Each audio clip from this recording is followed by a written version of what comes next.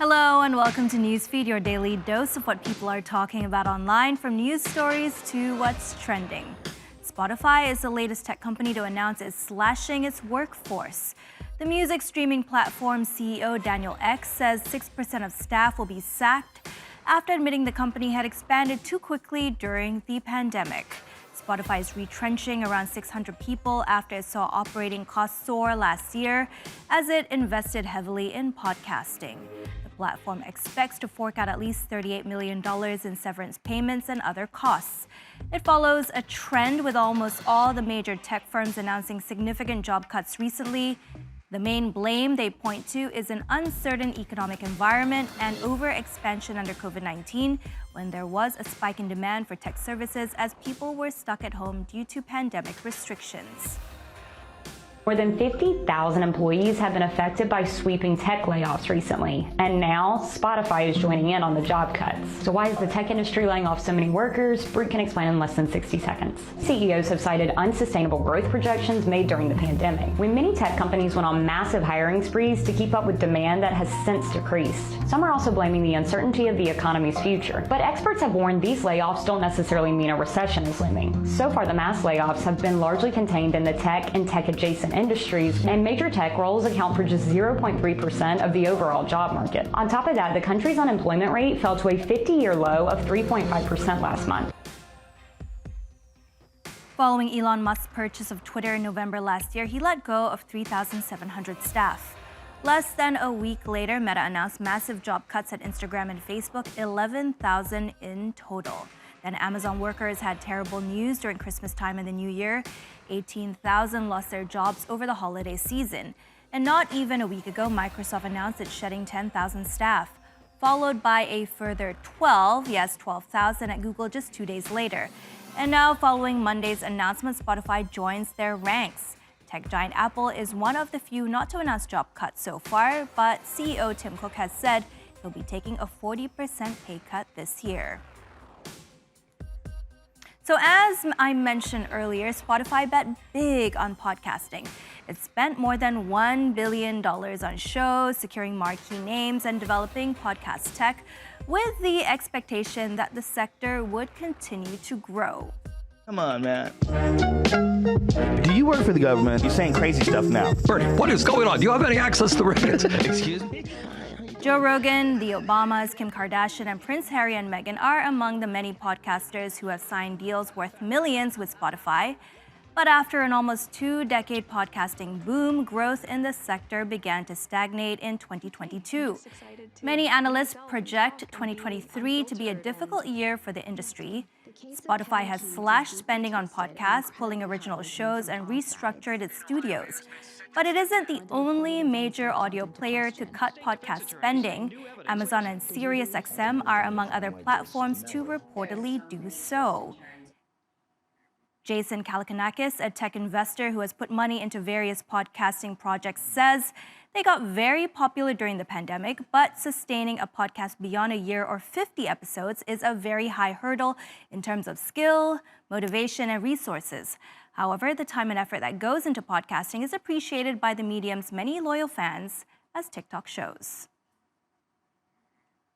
Okay, I feel like no one talks about how great podcasts are, but a few of my faves that I listen to a lot of true crime. So the ones I like are Crime Junkie, My Favorite Murder, Anatomy of Murder, The Deck, and Moms and Murder. And then like lifestyle podcasts, I listen to What We Said, and I have been listening to that since I was like a freshman in high school, and I'm a freshman in college now. Podcasts are the best though, like seriously, all my friends make fun of me for liking podcasts. Las Culturistas with Matt Rogers and Bone Yang, absolute favorite. Been listening to this one for a couple years. Podcast But Outside is so funny. Another one that I recommend you watch on YouTube if you can. Honorable mention goes to Very Really Good with Curtis Connor. Love Curtis, so good. For binge-worthy podcasts. Twin Flames, and it's narrated by Stephanie Beatrice, which is the actress for the voice of Mirabelle in Encanto, and she's the grumpy actress in Brooklyn Nine-Nine. Didn't realize that till just now. Next one I also highly recommend. I listened to it in a day. It's called Sweet Bobby, and it's basically like how far will a catfish go? Carl, her mommy. Carly is just such a warm, accepting, not judgmental individual, and her podcast has topics that I think we all have questions about as parents. Last one, Cole. If you're into any true crime at all, you've probably heard of the Susan Powell case, and it's a super in-depth look into the Susan Powell case. It's like tear-jerking, and it's so well done. A couple days ago, we told you about reports that Microsoft and OpenAI were extending their partnership. Well, that's now been confirmed. Microsoft is investing $10 billion into OpenAI, the creator of ChatGPT and DALL-E. The tech giant is looking to integrate AI tools into its platforms and programs.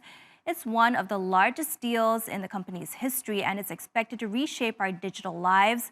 Definitely a game changer, but with Microsoft announcing a layoff 10,000 workers the day before, it splashed out on a glitzy event, and netizens are looking at the company's spending decisions with a little bit of distaste.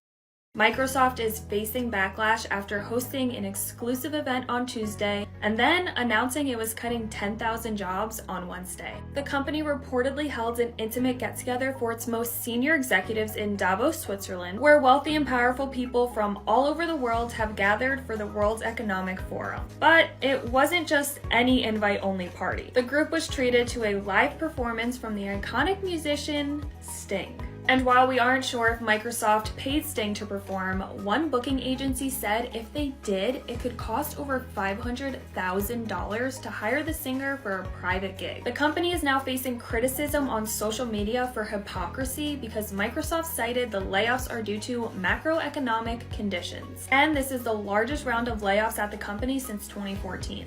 With big investments into AI as recent layoffs made headlines, it begs the question, are big tech companies preparing to replace workers with AI tech?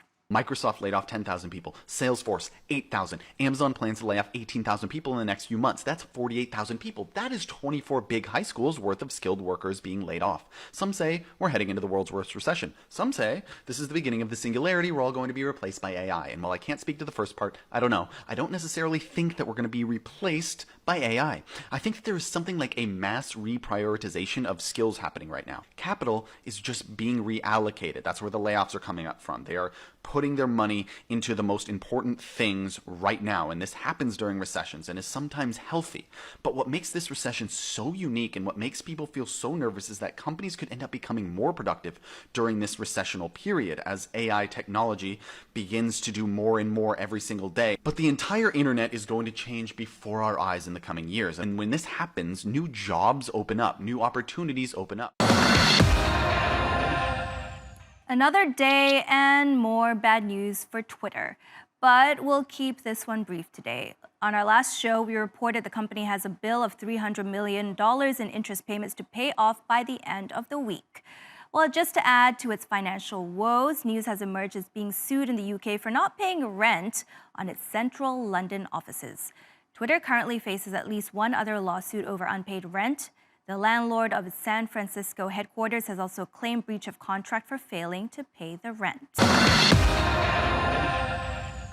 Now to China, where millions of gamers have said goodbye to the mythical land of Azeroth and the epic world of Warcraft. The popular game is offline after U.S. developer Activision Blizzard failed to reach a deal with its Chinese partner NetEase.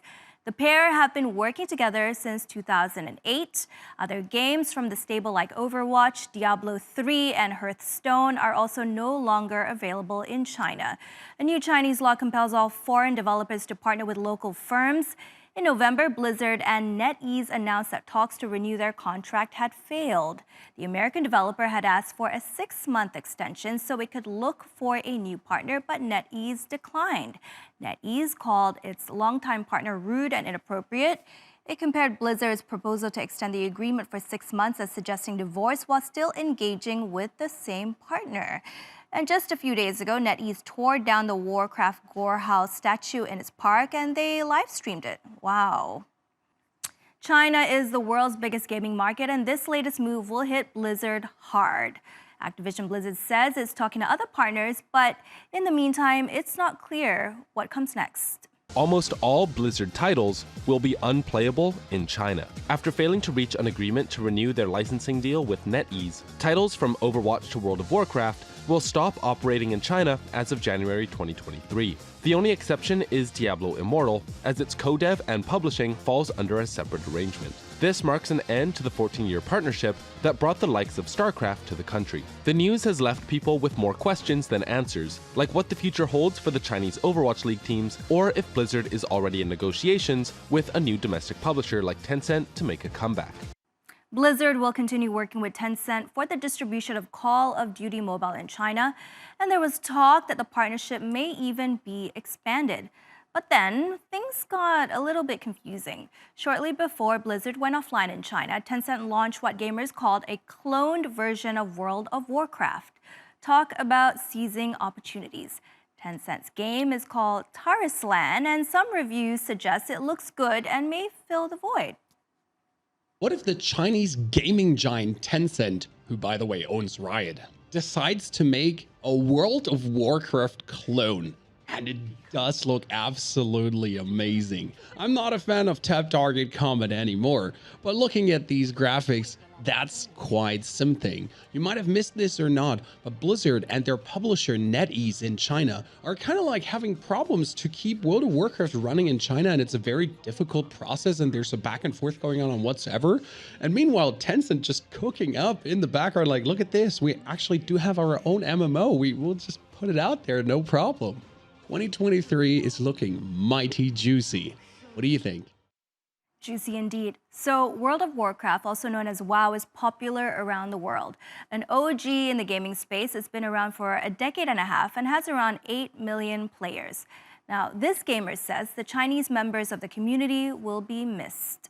It just really sucks because games like World of Warcraft, something that we all play together here on the podcast network, it's a community builder. It's a place where you hang out with friends after a long day of work, or just a way to connect with people you don't see very often, and they're losing that connection. Many of these people have accounts for over a decade and have been playing for over a decade now, and suddenly today it's gone. You know, governments, politics, companies aside, I really hope our brothers and sisters get back to Azeroth and get back to their community soon. Okie dokes, on to what's trending. Here's an interesting story. It's about Tucker Carlson, inclusivity, and the shoe preferences of a certain candy. Yep, candy. And yes, I'm serious. Okay, so let's backtrack a bit. M&M's gave a makeover to its iconic mascots last year, and weirdly, Fox News had an opinion. The other big change is that the brown M&M has, quote, transitioned from high stilettos to lower block heels. Also less sexy. That's progress. M&M's will not be satisfied until every last cartoon character is deeply unappealing and totally androgynous. Until the moment you wouldn't want to have a drink with any one of them. That's the goal. When you're totally turned off, we've achieved equity. They've won. Yep, that's real news right there. To be honest, I think they just modernized the mascot's fashion a bit. Those stilettos went out of style quite a while ago. I can't speak for Tucker Carlson's definition of attractive, though. Despite the absurdity of it all, the criticisms led by Carlson were powerful enough for the company to retire their spokes candies. In a statement, M&M said it never imagined that a makeover would break the internet, let alone that candy shoes become so polarizing. So it's now replacing the spokes candies with the comedian Maya Rudolph. But some on the internet think that this is actually an elaborate stunt right before the Super Bowl.